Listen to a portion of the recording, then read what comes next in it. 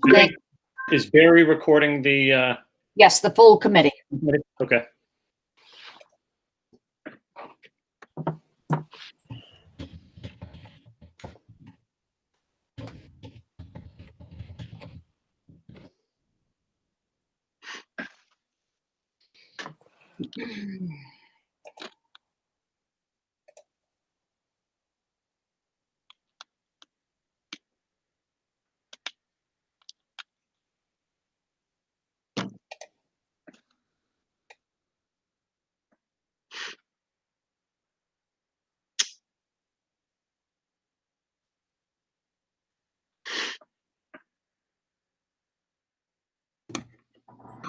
Hey, Carl.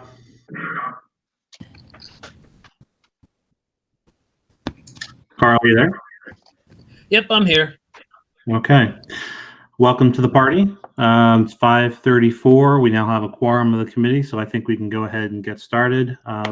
Want to thank everyone for flexibility in scheduling, accommodating this meeting at an earlier than usual start time, but thought it was important to have it as have it scheduled at our earliest opportunity.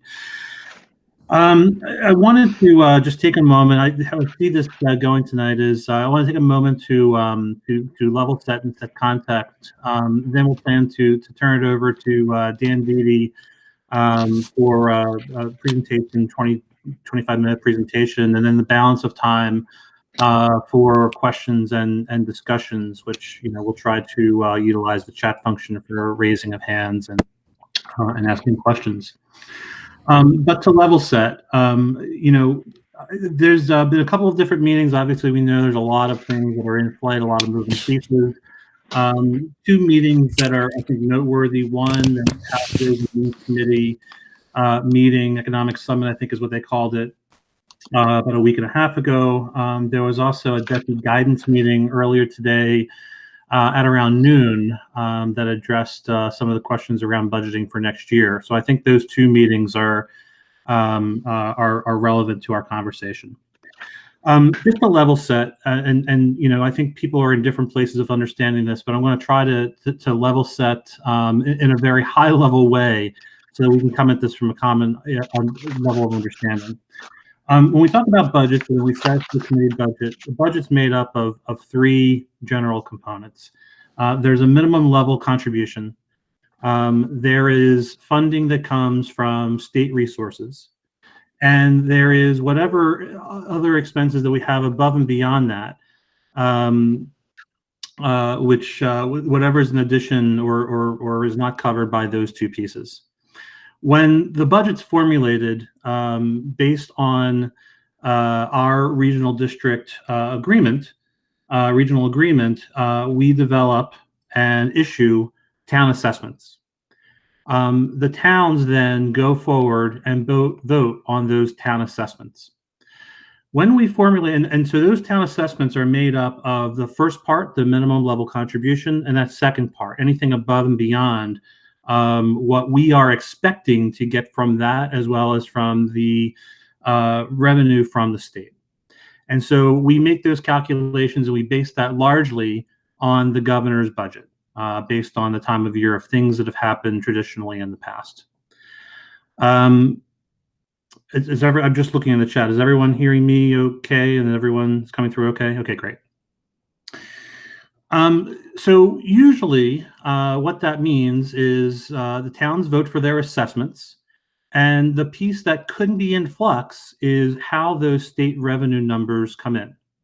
If those state revenue numbers come in, then we might have more money, and we get into scenarios like we had a year or two ago where we talk about a possibility of a give back. If those numbers come in significantly lower, then there is some risk to the district because the towns have voted on the assessment. So I want to make that point because our budget for this year that the school committee has passed is based on the governor's numbers, and the numbers that are put in front of the towns are based on that for their assessments. Again, they vote on the assessment, not the total budget. So what have we learned in the past few weeks, other than there's a lot of things that are moving and are in flight? Number one, I think it's probably safe to say that most towns do not have a full picture of what their economic situation is going to be next year. Number two, we know that the state collections are down quite dramatically for this year and are projected to be down quite dramatically for next year. So, with that in mind, uh,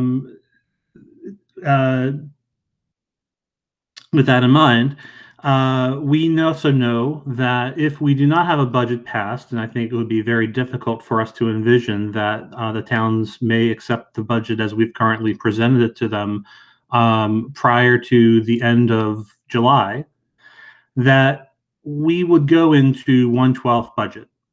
And we would go into 1/12 budget based largely upon fiscal year 20 numbers, which was fiscal year 20 budget. So the difference between our fiscal year 21 budget that the school committee passed and where we are likely to go in if we go into 1/12 budget, I think, you correct me if I'm wrong, but we're about $4.3 million increase year over year. A little less than 4.5%. Dan's nodding, so I think I got that right. So I think it's reasonable to assume that we are not going to get that kind of increase going into next year. And we probably need to have some level of planning around a funding mechanism based on expenditures from fiscal year 20. So what does all that mean? Part of what we've heard on the call with Desi, Jay Sullivan, who's the administrator within Desi, I think made the comment that we understand that using those numbers means that there's going to be cuts. And so what do the cuts look like? Cuts can mean cuts in people, cuts can mean cuts in things, cuts can mean a combination of those two. But the point of it is to understand, and what I've asked for the administration to do and really be the sole focus of our meeting tonight, is to take us through their planning exercises and their thinking around how we start to think and plan for fiscal year 21 with those pieces of information in mind. What are the kinds of actions that we as a committee should be thinking about, that the administration is thinking about? What are the kinds of actions that can be taken in this current year that could help mitigate some revenue downfall next year? And what does the timeline for those activities look like? So before I turn it over to Dan, did I represent that fairly well? Did I misspeak? Keep me honest. No, you were spot on, Mike. It's all good. You're spot on. All right. So with that, let me turn it over to Dan and to Daryl to kind of take us through what their planning activities are to date and where you're going with that. All right. So thank you, Mike. Appreciate the introduction, and good evening, everyone, and hope all is well with everyone and people are safe. I think Mike gave a pretty good snapshot in terms of 21 and the challenges that are ahead of us. I don't think, though, that you can talk about 21 without talking about 20. I think that they both go hand in hand. There is no doubt that the budget that was approved by the committee back on March 9th is not going to hold water.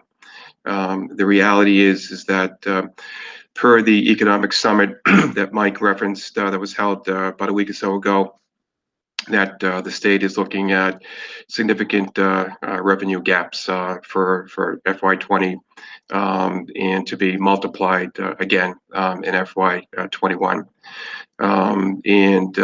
I guess short of using the term draconian, because that's I think what we're bordering on, to say the least. The bottom line is that we do need to rethink the proposed and school committee approved FY21 budget. And as part of that rethinking process, if you will, we need to look long and hard at the use of excess and deficiency.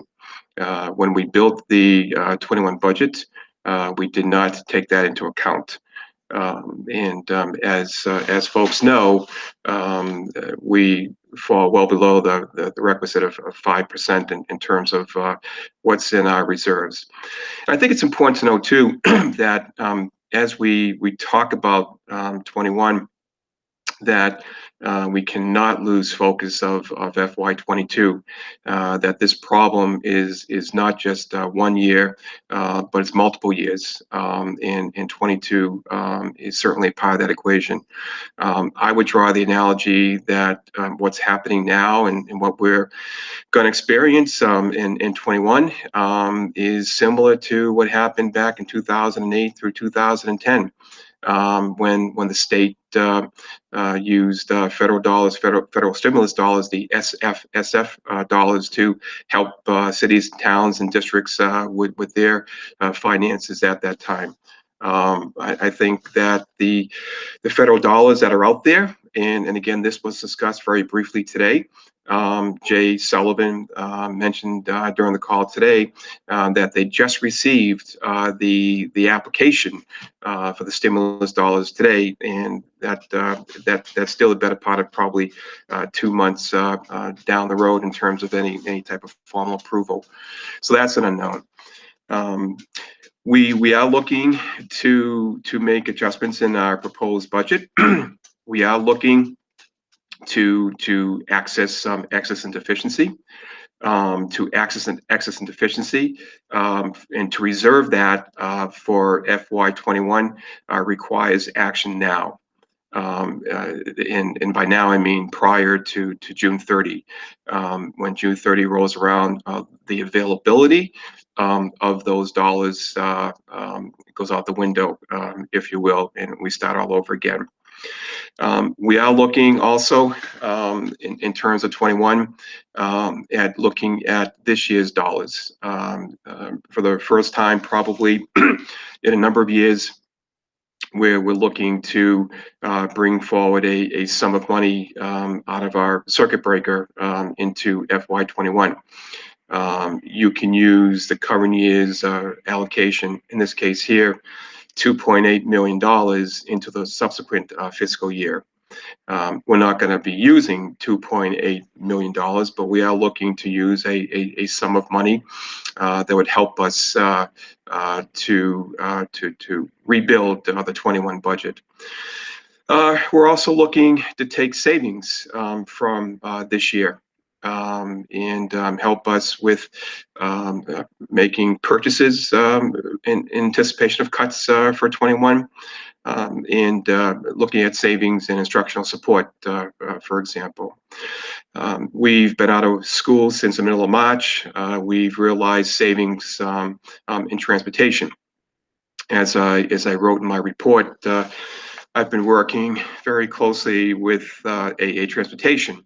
And we're very close in agreement, and we always have an agreement, just hasn't been signed yet, where we may save a decent amount of cash in FY20 that we can use for 21.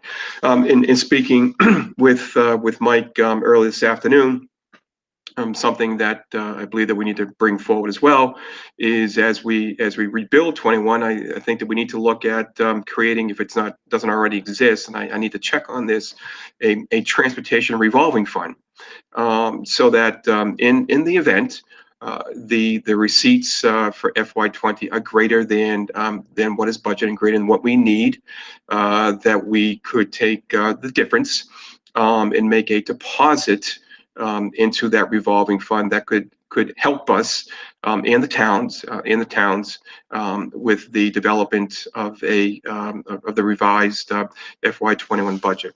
School choice. Typically, we do not carry over anything in school choice. Right now, we're looking to bring forward a small amount of cash, approximately $26,000, which would in essence be the last payment this year to help us with FY21. I mentioned this at our last meeting a couple weeks ago. The district for the first time probably in a number of years. Christine Smith's staff, she submitted an application with the DESE for extraordinary relief. That application is in process, and we're hopeful that there'll be a decision rendered on that fairly immediately. We were told that that news may be coming down at or about May 1st. May 1st, believe it or not, is this Friday. But then on the revenue side, there are so many unknowns. And I read something early this week where there is one town up in the North Shore that, as they're rebuilding their 21 budget, they're building on the premise that there's going to be a 25% reduction in state aid.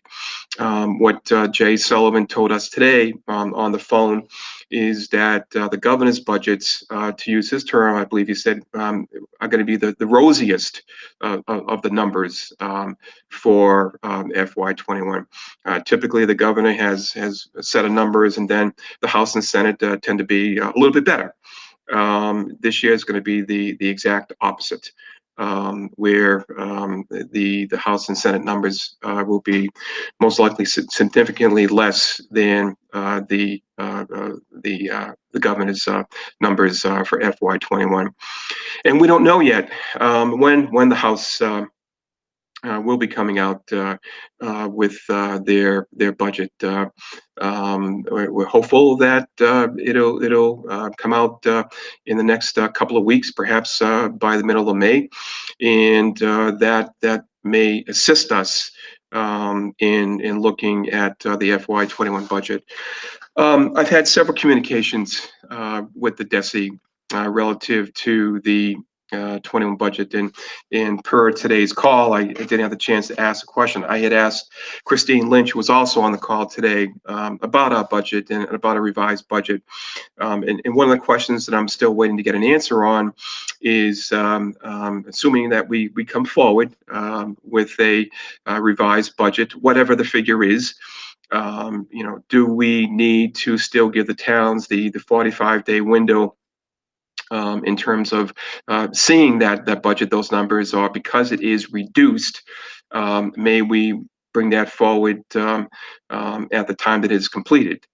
Certainly the latter would help administration in the district in terms of that, because if we use the 45 days prior to the first town meeting, we would need to have a document, a revised document completed, I believe it's by May 8th, which is just around the corner for all intents and purposes. Is it impossible? No. Is it likely? Most likely unlikely that that will happen. But as we look at rebuilding the 21 budget, we can't help but look at how we can utilize savings in 20, how we can utilize savings in home to school transportation, and how we can utilize savings in special ed transportation. That's the next project to tackle, is how we can come up with some type of a plan with our SPED transportation providers that will guarantee their financial solvency and be there when we need them, but at the same time acknowledging that, well, we haven't been in school since the middle of March, so there has to be some give and take. How we can look at the savings in oil and top off those tanks so that we can make the appropriate reduction in 21. Look at other savings. Right now, we're looking at all of our open purchase orders and looking where we can make reductions. There are significant dollars tied up in the 20 budget relative to contracted services that, for the most part, not saying all, but for the most part, have pretty much cease and desist, if you will, going back to the middle of March. As part of this discussion, when Mike and I and Daryl met a week ago Friday, Mike had raised a couple of questions. What if we were at 90%, and what if we were at 75%, and what if we were at 50%? So I'm going to keep my fingers crossed now, and hopefully technology will work, and it'll be a wonderful thing. And I'm going to speak to a couple of documents.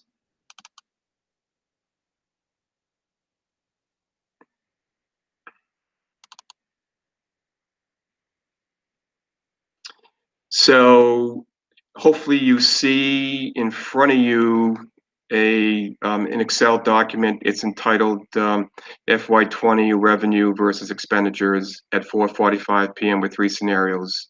No, Dan, that's not there, Dan. It's not there. No, Huh. all we see is your packet for 427 folder. And we see that Good. you're entering into something called FY20 revenue, but we don't see that document. When you try to open it, we're not able to see it.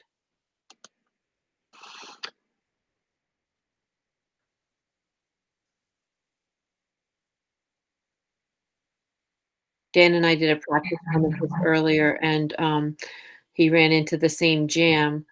I know he went to Barry to get some clarification on that because these are not Google Docs. He's running into a bit of a difficulty on getting them to display. So we'll try one more thing, and then I'll just speak to these documents. Okay, Dan.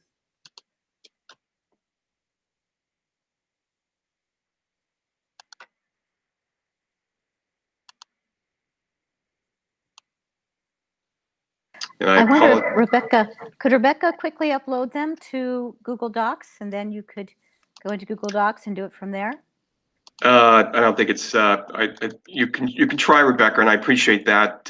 My worry is that they won't. They'll get messed. The formatting will get messed up a little bit, Oh, but at least the information.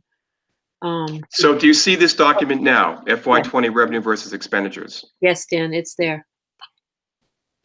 Yes. And down the bottom, there are 3 footers: 90%, 75%, and 50%. Do you see that? Yep. Mm-hmm. All right. Yay. So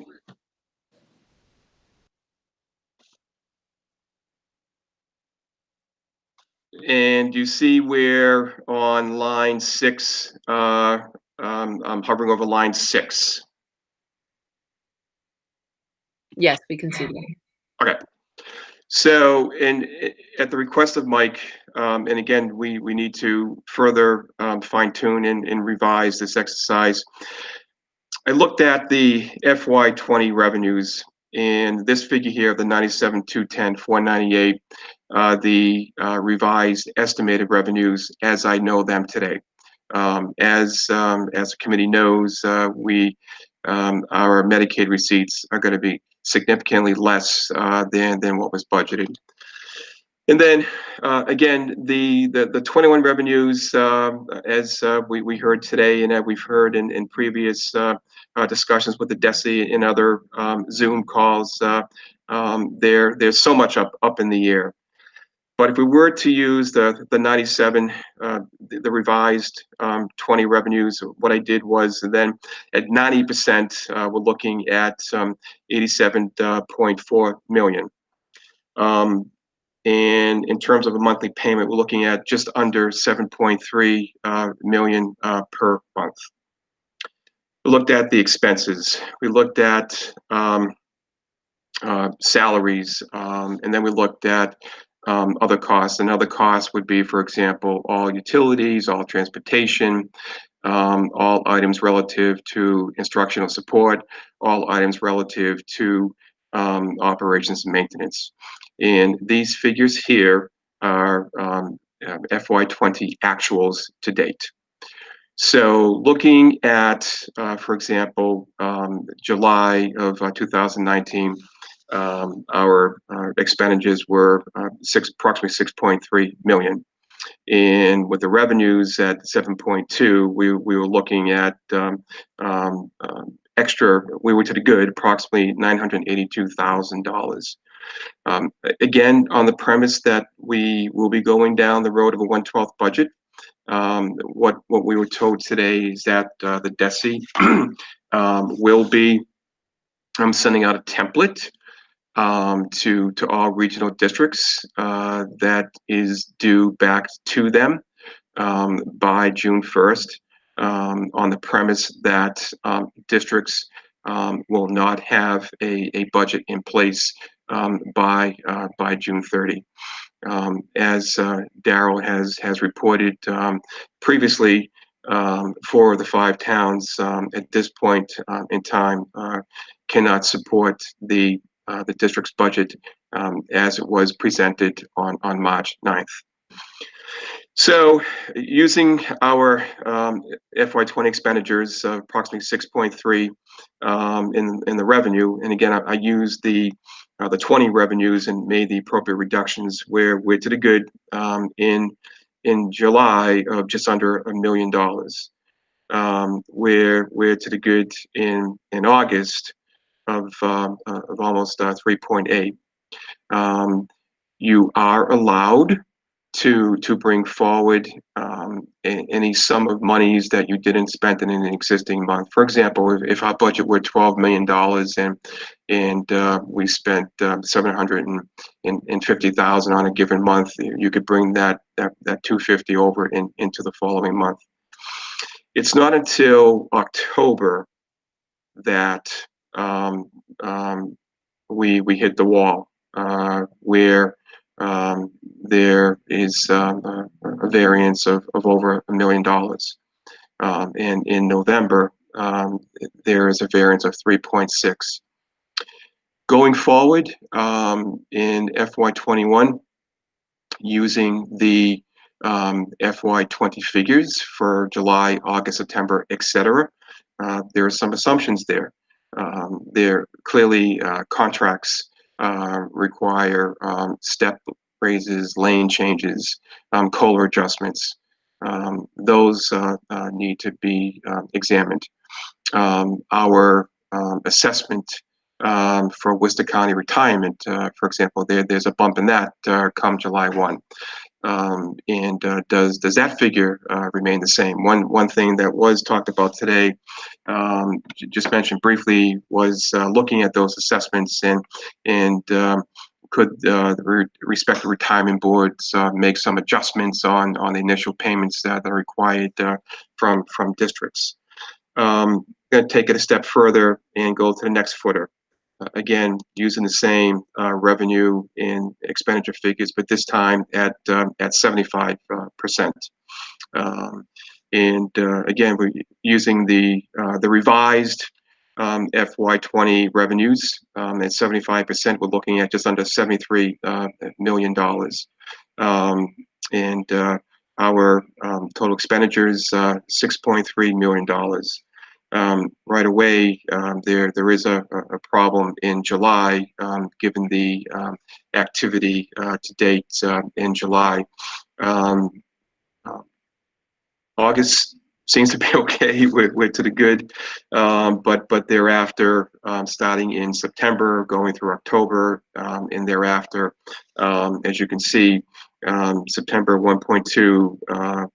Shot, October 2.3, November almost $5 million, which is problematic. There is, and I'm sorry if I'm going through this too fast, but just wanted to explain kind of a worst case scenario. The revenues, again, I don't want to say it's anyone. They're unknown. They're unknown, and as Mike noted in his opening remarks, the state made it clear that many towns across the state, our member towns, may not have definitive figures in terms of what they expect for revenues. There are 2 other sheets here, and hopefully I can grab those real quick.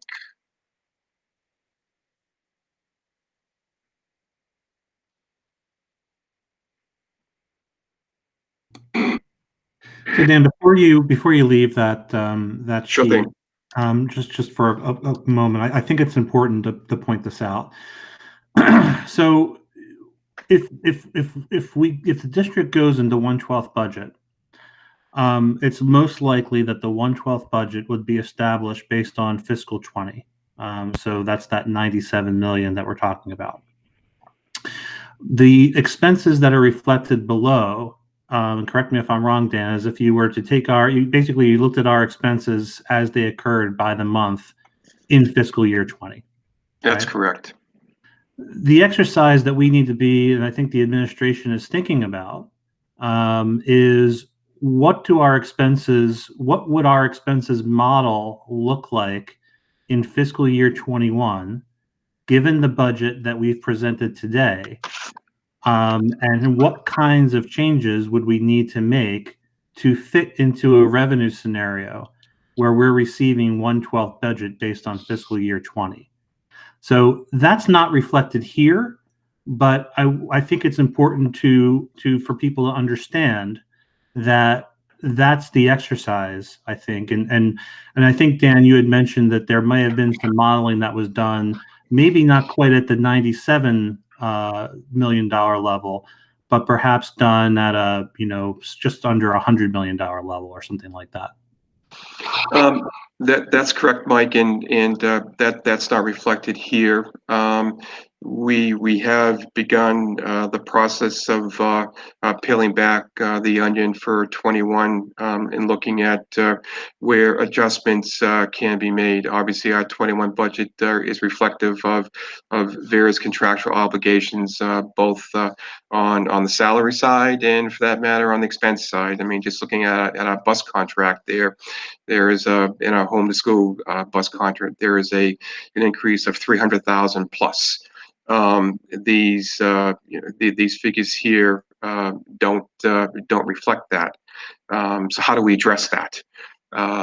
Number one, we need to look long and hard at what can be brought forward from 20 into 21 to close that gap. Number two, I think we need to look long and hard at the bigger picture on the salary side and where we can make any adjustments accordingly. We haven't made those determinations yet.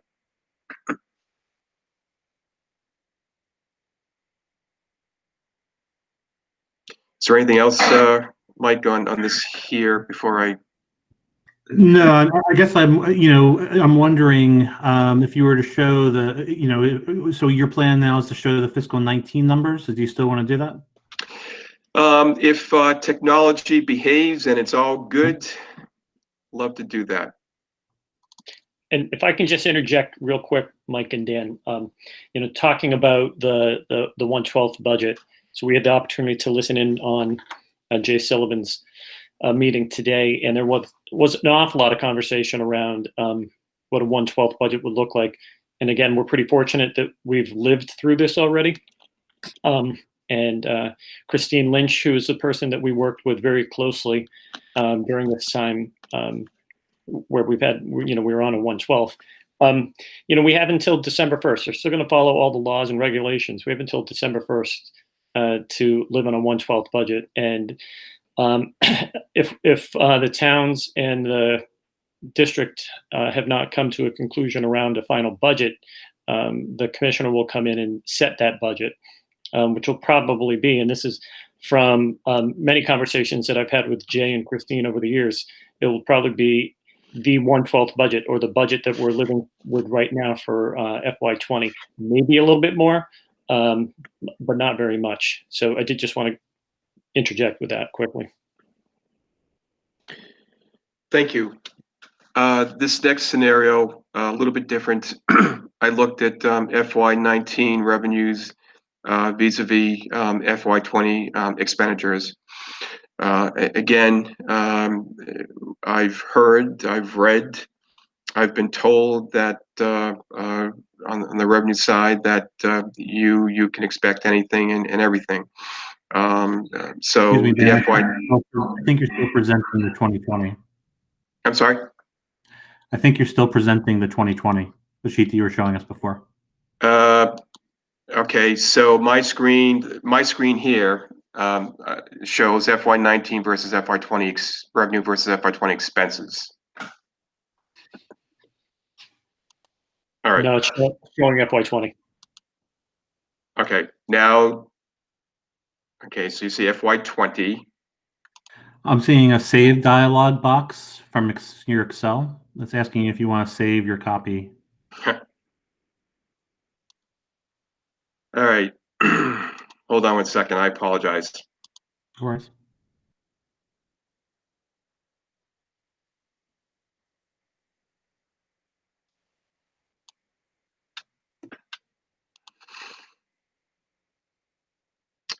Okay, so I know that I'm not sharing because I'm not seeing the message here. So let's try this one now.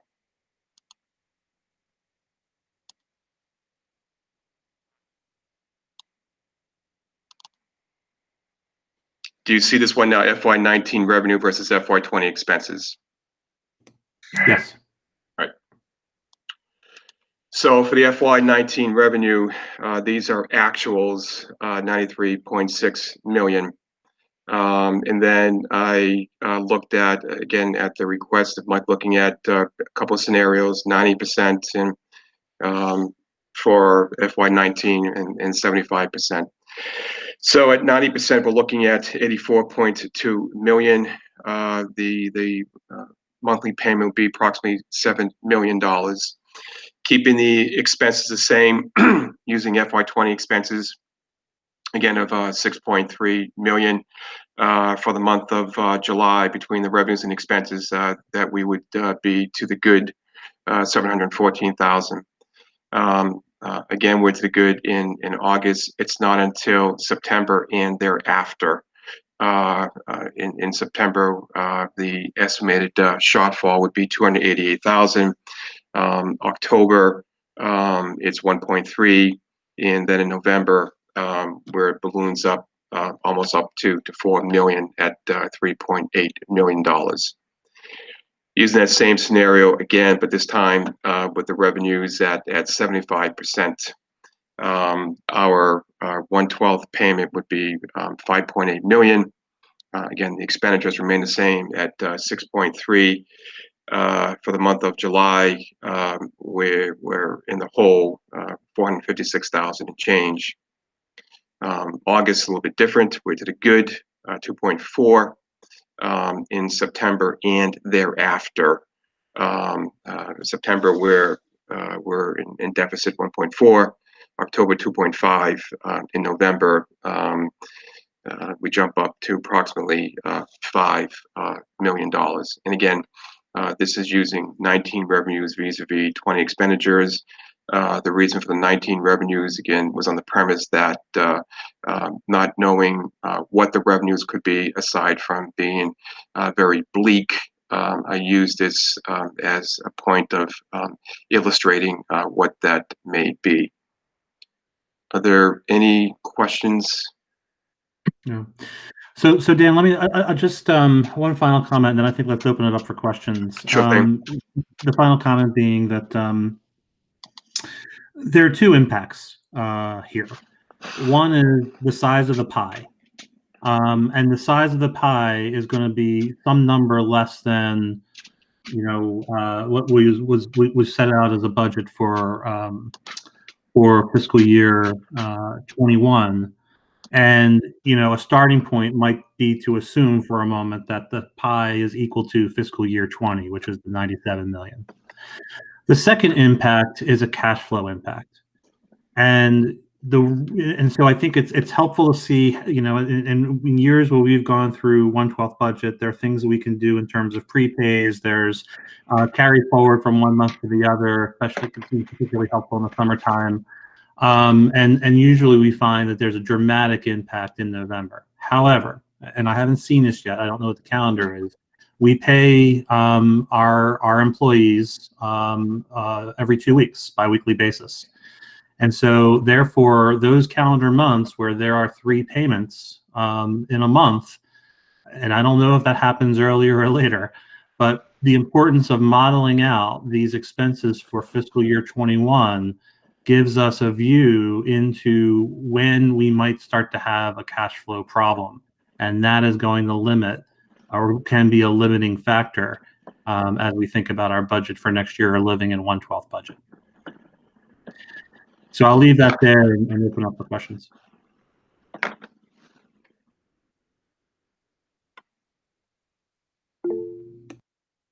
And Ken has his hand.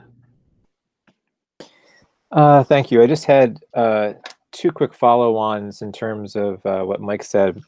One about the pie, and then one about the cash flow. The cash flow, we've historically as a district taken out RANs, and that's something that requires the vote of the school committee.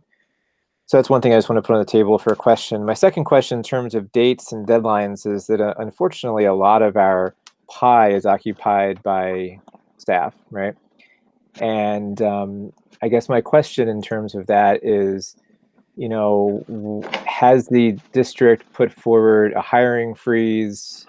What are we looking at for terms of people who would be leaving in terms of attrition, so that if there's attrited positions by retirement or leaving, you know, what savings can be realized there?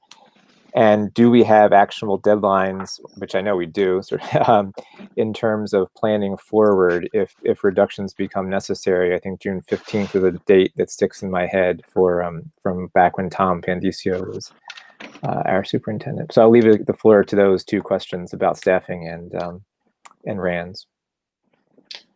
Well, So, and real quick, go ahead, Darryl. Go ahead. You know, again, Dan and I talked about RANs, I think 2 or 3 weeks ago now.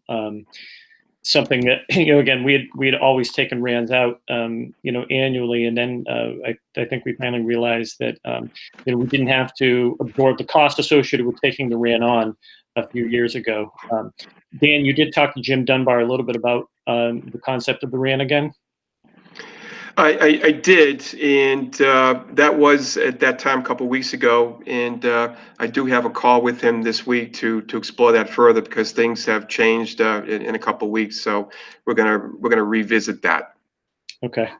And you know, in reference to your other questions, Ken, we have 9 retirees who are slated right now to leave, who are part of the teachers union.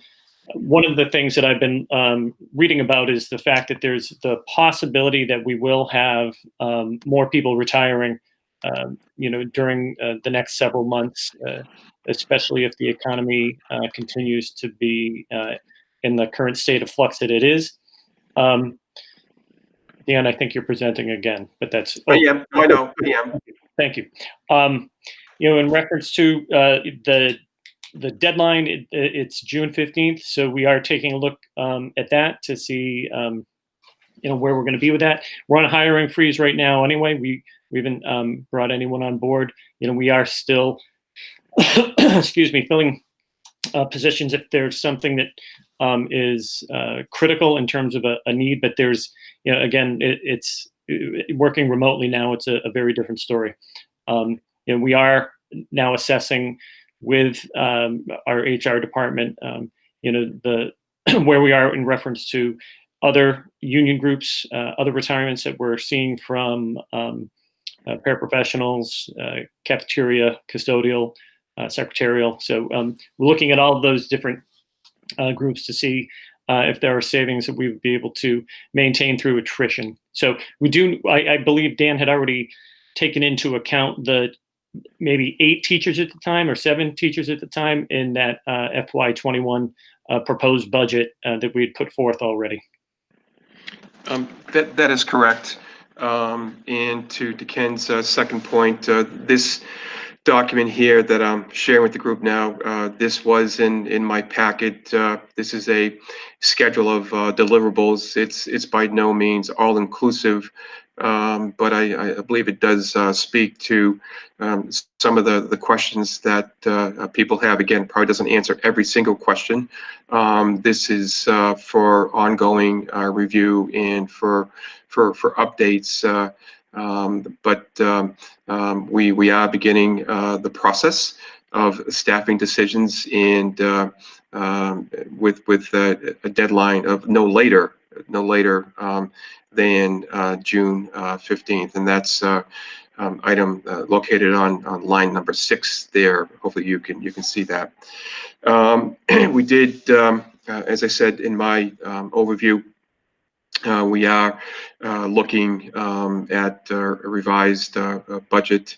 Again, waiting for some guidance from the DESE and the question that I asked today, and actually the question I asked 2 weeks ago, because they were supposed to check with their legal counsel in terms of a revised, a lower number for the following fiscal year, where actually that process of a revised budget is ongoing now, and we're hopeful that we don't need the 45 days, and that we could get a document to Business and Finance in the next couple of weeks with the potential, again, the keyword potential, for a vote by the full committee by the middle of March, middle of May, if we end up going down that road.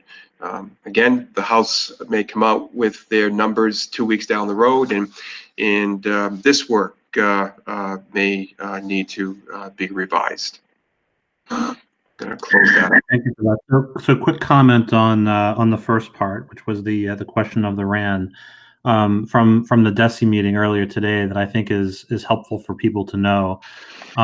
They made the point that while the budget might be set at the fiscal 20 level, the assessment to towns could very well be different based on minimum local contribution formulas and other factors that go into that. So that's one. Two is that the payment schedule that we have in place would not be changed. And the regional agreement was modified, I think, a few years back to have, I think, 4 time-a-year payments instead of 2 time-a-year payments, or at least increase the payment frequency. I don't know if we're from 3 to 4 or 2 to 4, but that does not change in this model. At least that's what they communicated. That's correct. I had Malaya up here next. Malaya, are you there? Are you on mute? You are. I can see you on mute.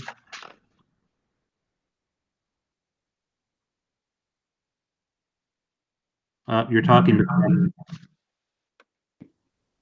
Oh, is that better? Can you hear Yep, me? hear you now. Okay, I had to find the right mute button apparently. Okay, so one thing that I would like to know, and it's already been touched on a little bit, is that when I look at these numbers, what I really want to know is things like the number of retirees are things that we factored into the calculations when we created the budget that currently exists. So what I would like to see, and would be super helpful for me and how I think about this, is that we've already gone through walking through what our original priorities are and salaries and things like that from retirees. I would like to see how the budget we currently have that we proposed compares with all of the things in Dan's chart about the FY20 actual figures. And I don't know if that's off base, but that is what would be helpful for me, so we can see the difference from what we actually agreed on planning, which includes certain assumptions of things that we knew would go up and some are changes, but how that compares. That would be very helpful for me in terms of conceptualizing, but maybe I'm base. I don't want to create a ton of extra work, but in my mind, that's what would be useful. I had a second question, but I forgot it, so I'll come back to it.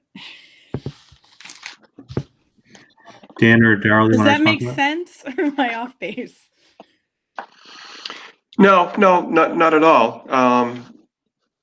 If I understand it correctly, you're looking at the school committee's approved 21 budget. Yes. And how some of the endeavors in there. For example, we've got 7 new positions in there, right, for example, and how that would compare to the 20 budget. Right. And obviously, a lot of those positions probably won't happen at this case. But that budget that we already approved has some assumptions in it about things like the retirement and the the steps and all of those things that we would naturally expect to happen unless we take action to change them.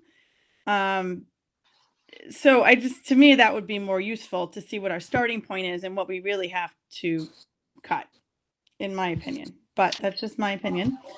So, Malaya, can I just jump in real quick? I just want to make sure we're on the same page. Yeah. So in reference to that, you're talking about where we are with the FY 20 budget. Mm-hmm.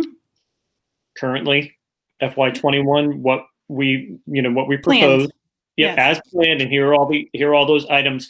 What are you looking for in terms of, looking for the difference between salaries and salaries? I think that would be helpful. The chart that Dan did, except using the numbers, comparing it also to the numbers in the budget we've already passed, that is currently what we're working with and what the towns have in front of them, because that's really our starting point. And we've already, in creating that, there was some work that your staff did and the school committee did in determining priorities and determining some things have moved around. There's some areas that were funded at a higher level than this year and some that were funded less. There are things like retirees and the various steps and salary considerations that are already factored into that. And there are some things like 7 new positions that will be fairly easy probably to take out when we're looking at ways to cut things.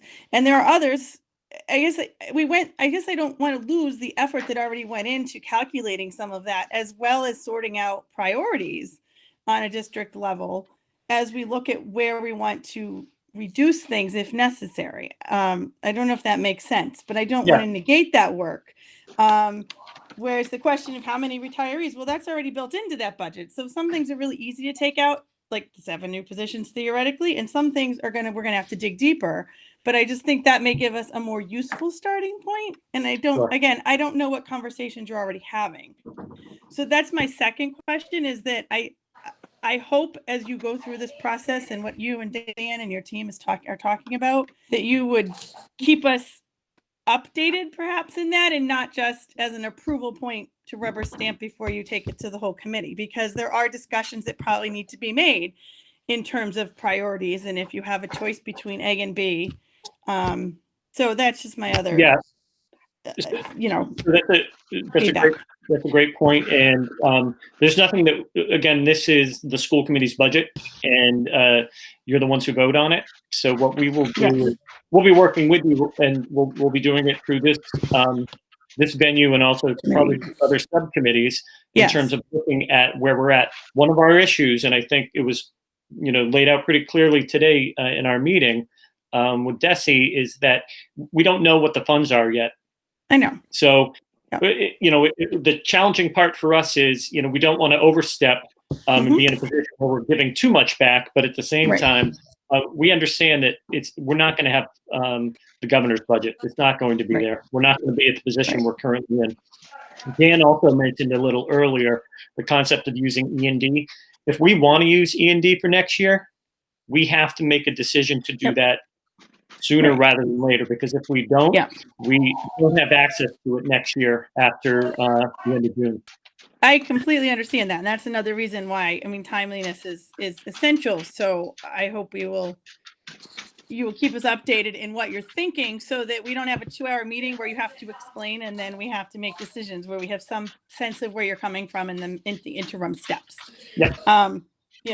Those are my 2 pieces of feedback. So thank you. And Malaya, if I may, just looking at the retirements, yes, there was breakage, and we used I think it was approximately, I have to confirm it exactly, but approximately 63,000 and change as the placeholder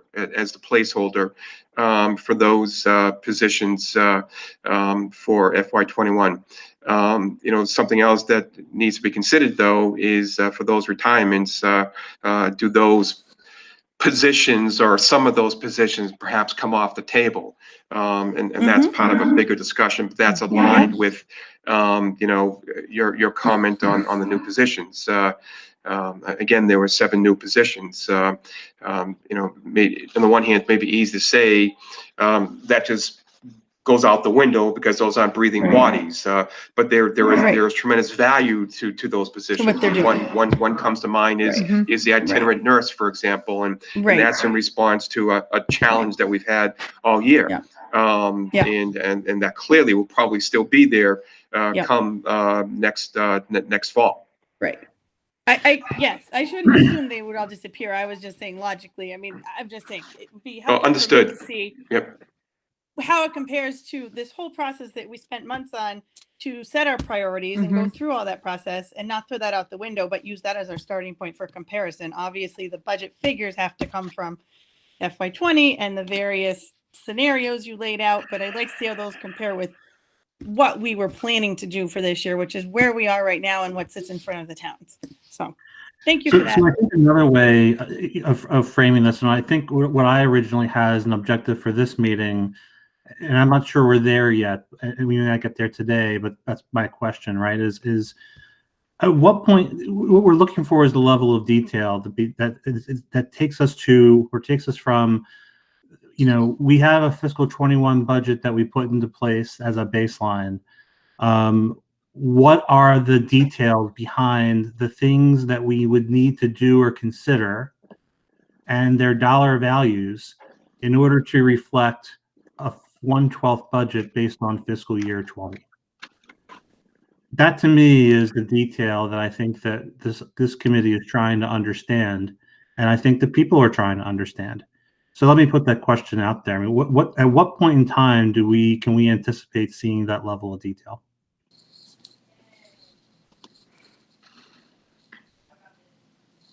So, I mean, Darryl, I'll jump in, I think, but that's right. we have Go we have a staff meeting tomorrow, and I think as a group, I've always said this is not D&D. He's sitting in his office and making reductions of $3 million and calling it a day. This is a collaborative effort for sure. And so we can certainly have those discussions tomorrow. And given the time frames that I presented in my schedule of deliverables, which you have in your packet, I think that it is very time sensitive for sure.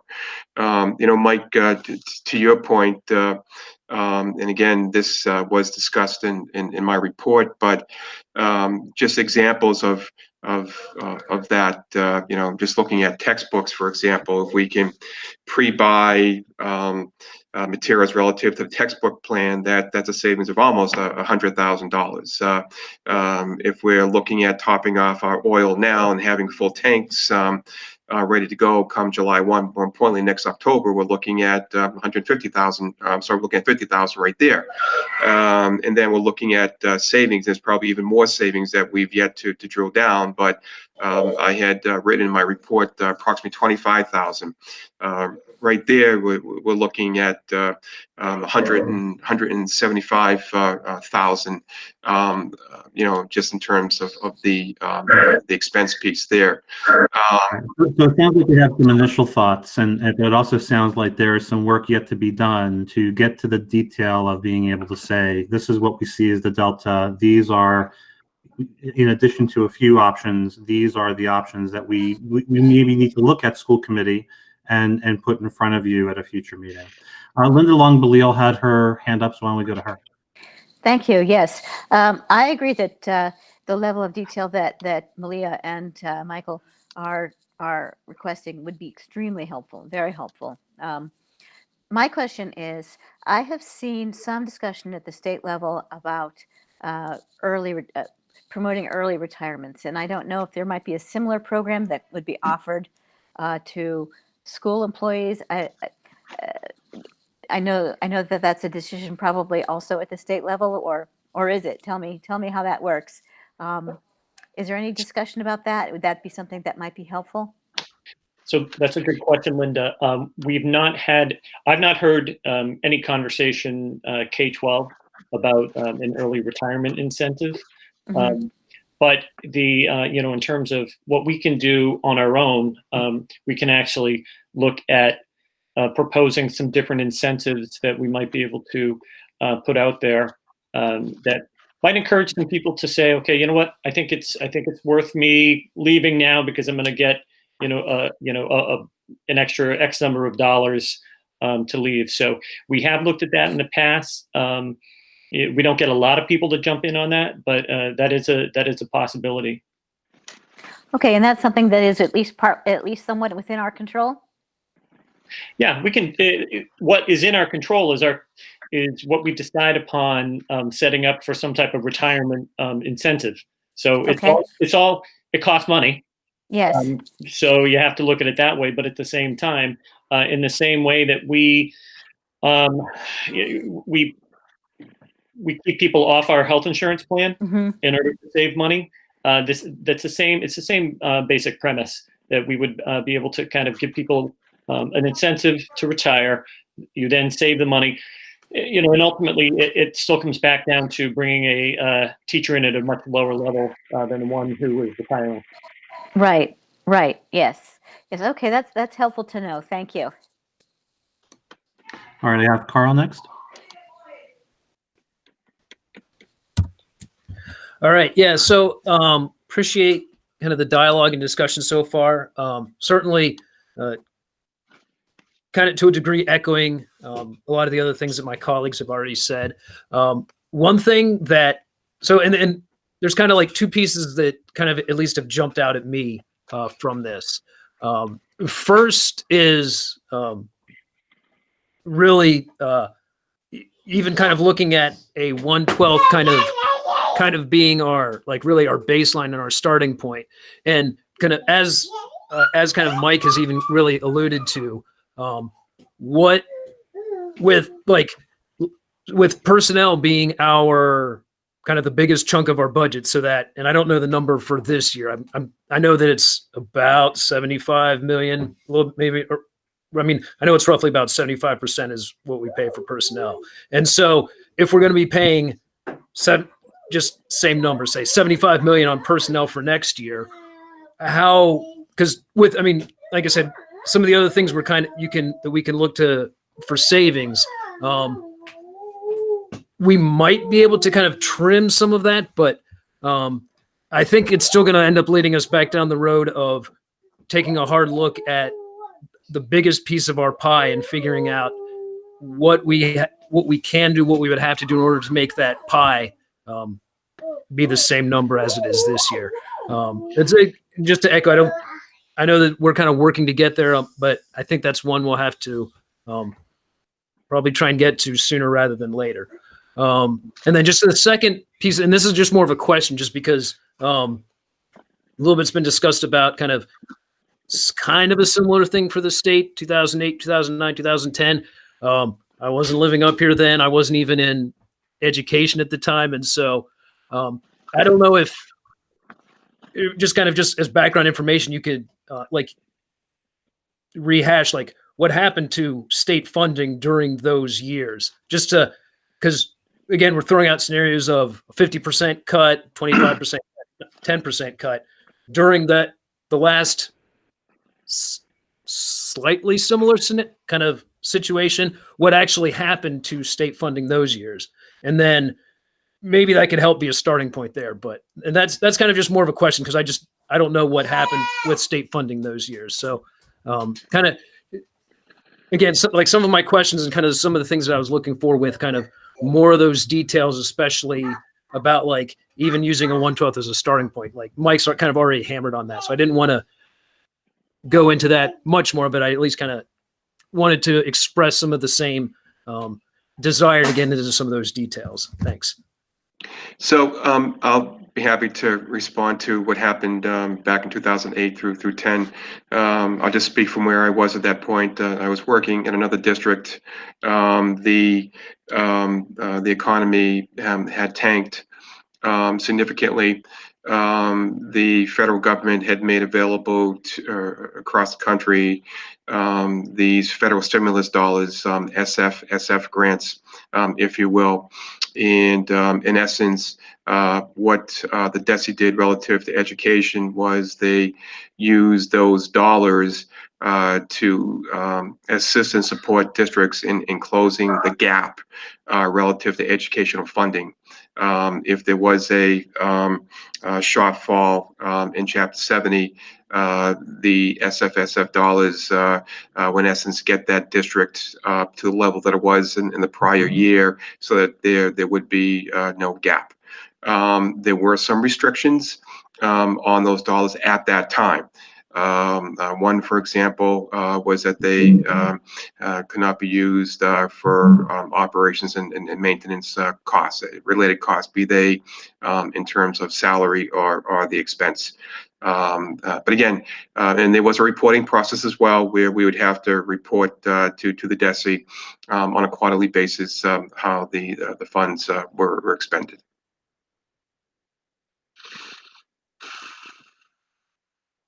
Well, I guess my question, and you probably don't have the information on the top of your head. How much were the state funds cut during that time? I know that there was we got plussed up from the federal government, but in the absence of a plus up from the federal government, how much were the state funds cut during those years? And probably don't have that off the top of your head, but that would be possibly kind of just some useful background information to kind of help give us some frame of reference. You're right. I don't have that figure here. I'll reach out to the DESI and get an answer for you on that. Thank you. All right. I had Jeffrey in my queue, but it looks like he's good. So let's bring it back. Actually, yeah, I was saying Jeff is good. Jeffrey is what I hear when things have gone south. Oh, I'm sorry. That's all right. Yeah. That's all right. Why don't you take it forward? That brings back horrible memories. So just one quick comment, and that is that you were mentioning, is there a 45-day period that we have to acknowledge in terms of sending a reduced budget to the towns? And from what I've been reading Chapter 71, 16B, and it looks to me like we can do that at any time if it's a reduced amount. I was looking at that, and I don't see a restriction in terms of the 45-day requirement. I'm sure a lawyer might come at it with a different point of view, but my reading of the law says that we can do it at any time we choose. And go ahead. And yeah. Go ahead. I had said it to Daryl as well today, that my take on that is that we're not bound by that 45 days, that we could push it out, which would be a tremendous advantage to us Right. to come up with a number, a revised budget that would hopefully pass muster with the towns. Okay. So, and again, Christine Lynch from DESI, I had asked Dan to reach out to her, I think last week, the week before last, about getting a response to that question. The other thing is, oftentimes there are advisories that come out in between, and they're not always published and they're not always posted. So it's almost like an addenda to 7116B. Okay. And this is the only other thought I had. Was that if we're thinking about that we're going to do a 1/12th and the restrictions that come therein, and if we're also considering, and I hate to sour the party here, but there's obviously a very real chance that we're still going to be dealing with this kind of a remote learning scenario next year. That's just the reality, is that we may be dealing with this again next year.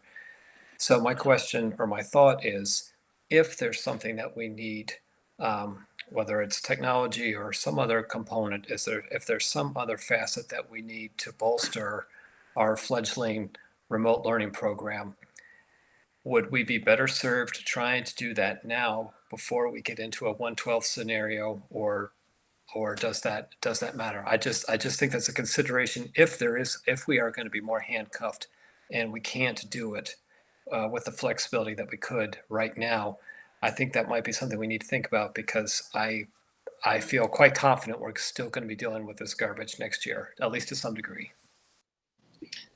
Thank you. Jeff, that's a good question, and ultimately, I think one of the things we want to look at is, I talked about this when we had first talked about not first, but the last time we talked about the budget with the full school committee, and that was the remote learning plan. We really need something that not remote learning plan. I'm sorry, the remote learning platform that we had talked about putting money toward. It's definitely something that we need to do. It's definitely something that we have to develop more consistency around. Professional development, all of those items are critical right now, because I agree with you. There's a strong possibility that even if we are back in the fall in some form or fashion, it is not going to look like it did in February. So that's our concern. So that's where, that's the other part that we're also, attempting to kind of deal with proactively right now. Ken, I think you had a follow-up to that question. Yes, or just quick, as you think about those things that Jeff, not Jeffrey, talked about, there's other big ticket items that might come into play next year. If we have to do distancing on buses, we might have to run multiple more times buses than we need. If we have to have staggered school days, if we have to just fill in the blank, if we have to expand the calendar. Those are things that, while they may not be the first thing on Dan's mind, they got to be on the list, because they would, if we have to hire a CNA for every school to measure kids' temperatures, there's things that we have to think about as we go into the next process. It's a good point. Yeah. Thank you. Let's bring it back to Malaya. Mine is just sort of a follow-up on my last comment that I was sitting here thinking. And I don't know if it's a formal request for information, but as we go through this process of considering where changes might need to occur, I was thinking of the level of detail in the line item budget that you presented to each of the towns in your budget presentations. And that level of detail, I think, would be useful to consider as you talk about different proposals, as you go through this process, as more of a fluid document. Obviously, it would change, and you probably have that somewhere in some existence in some form. But as a member of the committee, for me, it would be useful to see that level of detail as we're talking about things, because I'm visual more than hypothetical. And it's also much easier to then explain to other people how it compares to what we were initially planning. So I don't know if that level of detail is something that's feasible to share with us as we go through this process and you update us periodically. But that may be useful. Just my thought. Yeah. So we can definitely move forward with that, because again, our line item budget is our line item budget that was voted on by school committee. So that is the one that we've been using. Mm-hmm. So when we have our 20, we have our proposed 21. Yeah. We have to use 20 as a baseline. Mm-hmm. And any decision that occurs, we're going to be going through school committee no matter what. So we're not working in a vacuum. All we have to do, but what we do have to do, is help to prioritize and look at those different items. Again, I think some people have already mentioned this. I don't see us adding a lot this year. I'm hopeful that it's even a 1 or a 2% would be very helpful. I think 1/12 is our best case scenario, personally. Yeah, that's just me. Yeah. But I think seeing that, I forget how many main categories we have because it's not in front of me right now. But the 10 or so that we get every month. But seeing that level of detail in this situation right now would be useful for me as we keep talking about where you're seeing savings or not saving. Because $1,000 here and there might make a difference, and it would be helpful to have that full picture as we continue our discussion. So that's, I guess, my request. Thank you. So within the various appropriations, Malaya? Yes. Well, I mean, I don't have it in front of me, as I said, but yes, because I know that was, I was thinking of the level that you showed at all of your, as we were creating the budget. Okay. We had a fairly, detailed level of specificity that we don't have at the moment, which is fine because you don't know yet. But obviously, as we talk about it, that would be useful, again, to see where we started and where we were planning versus what we're really talking about changing. So thank you. All right, let's bring it back to Carl.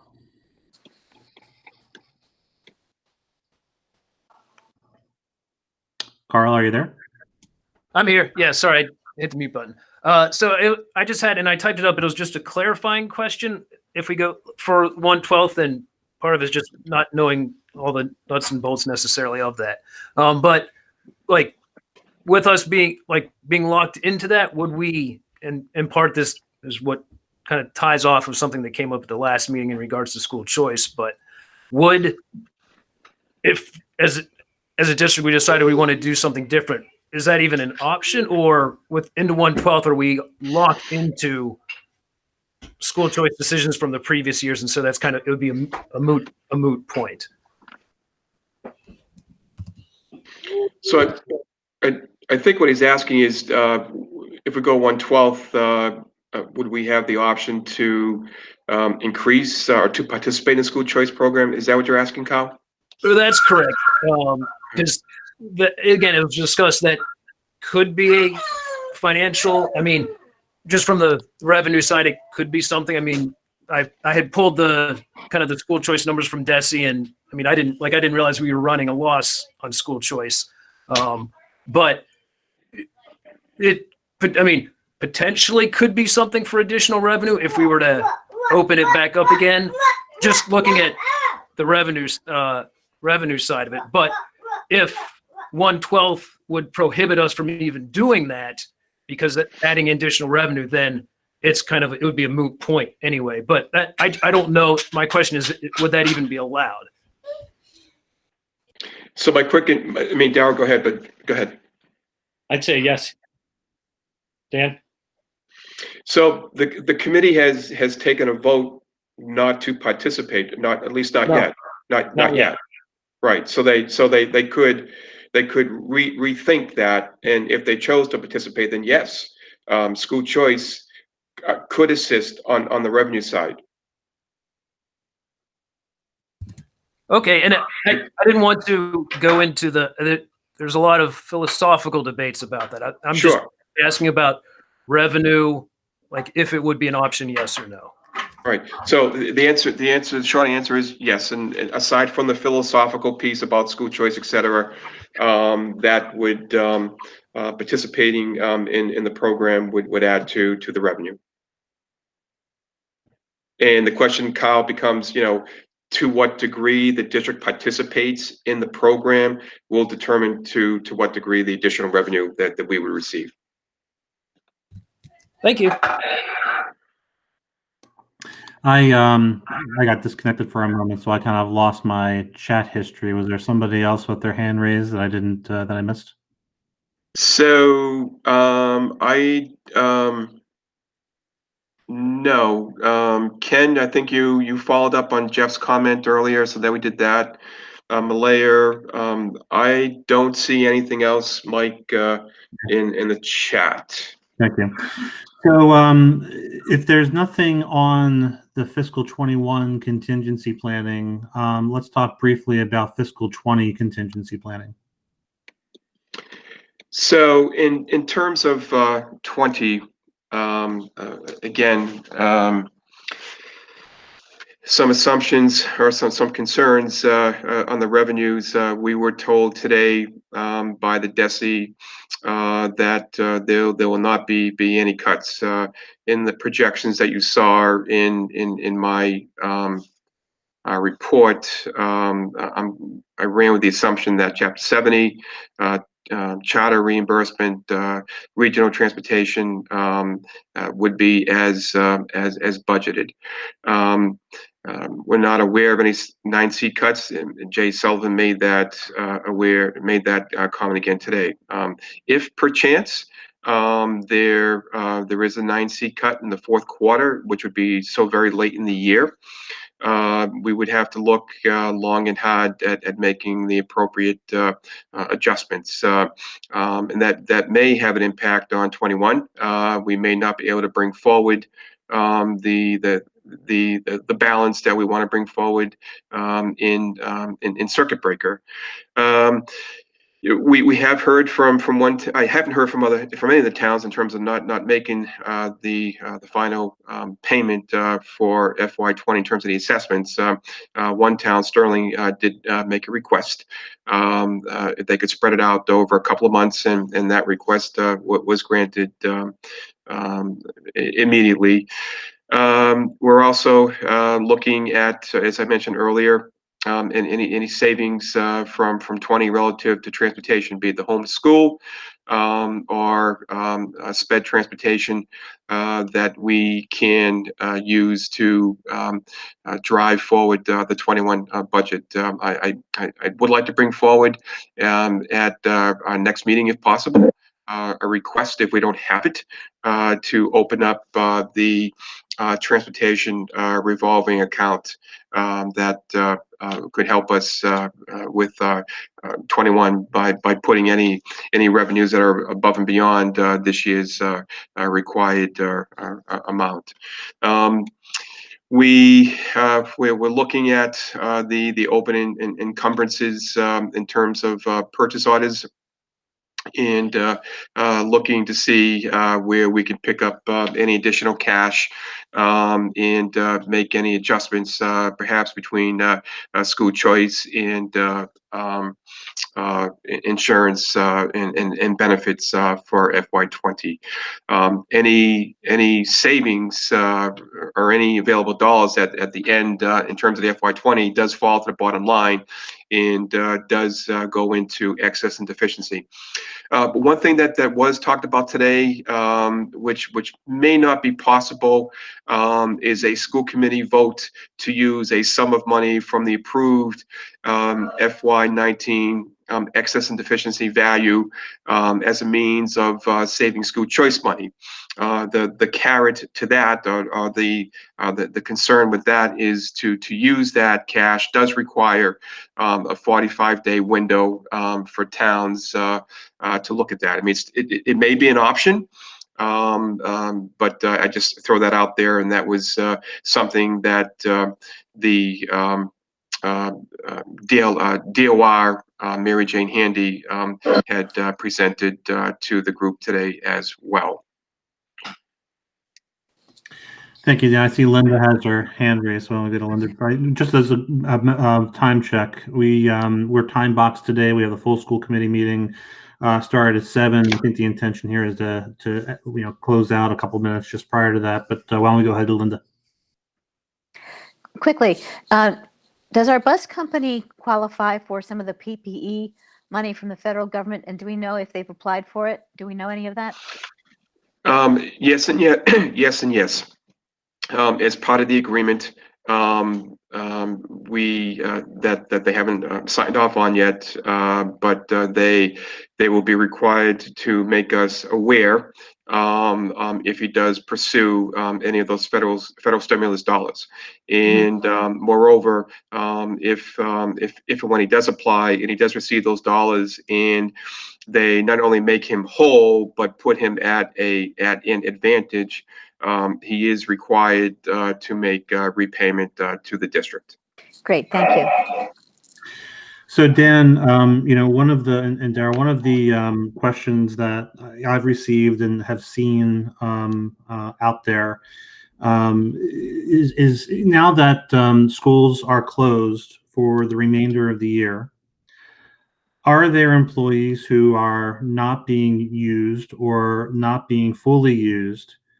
And what type of consideration is going into those positions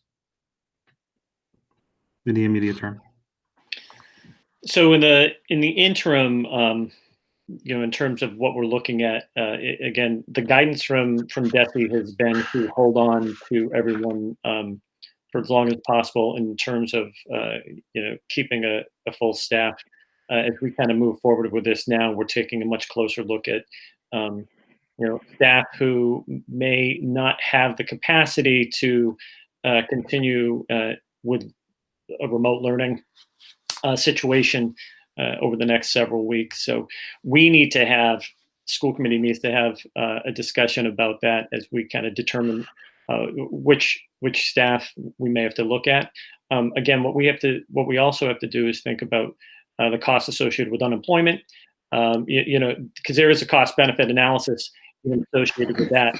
So those are things that Dan, Jeff, and we're actually going to talk about it at staff a little more extensively tomorrow morning. Yeah. So we're coming up on 3 minutes at the top of the hour. Just as a way of closing this off, I think that we've talked about a number of different items that have a lot of time sensitivity to it, not the least of which is if there is a consideration of revising the budget, there is some notice that needs to go to member towns, and that needs to be accounted for. It sounds like there are some activities in the very immediate future around staffing that you intend to engage school committee on, and we need to understand what the timeline is for those items and get those discussions scheduled. And finally, again, we've talked about how do we close the gap? What are the details around looking at what we've proposed versus what we think is a starting point for what we're likely to get, which is 1/12 budget. And we need to, I think the school committee, the business finance, but also the full school committee needs to be brought in on those details. So I do implore the administration to think critically about the timing of those activities so that we can make sure that we're getting people's attention and meetings scheduled as appropriate, but also informing the public as we need to do as well. So with that, I'll entertain a motion to adjourn.